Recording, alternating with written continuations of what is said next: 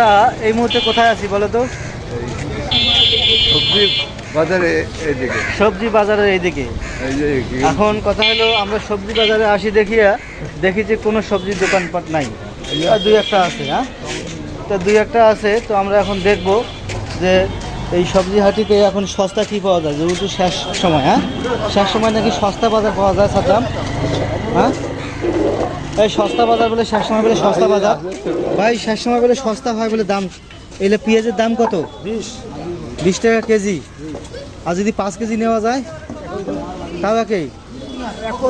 তাহলে সকালেও তো বেচাইছেন 20, এলা লাস্টে তাও 20। তাহলে মানুষ যে কয় শেষতে গেলে দাম কম, হারা কি দাম কম পাবো না এখন? তো মাঝে মাঝে কম পাওয়া যায়।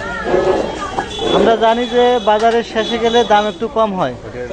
তা এখন দেখি বাজারের শেষেও যা দাম, শুরুতেও তাই দাম। ভাই আমি 5 কেজি নেবো, কয় টাকা দেওয়া যাবে? কিছু কম করা যাবে? আচ্ছা 5 কেজি 90 টাকা দেখা দেবে।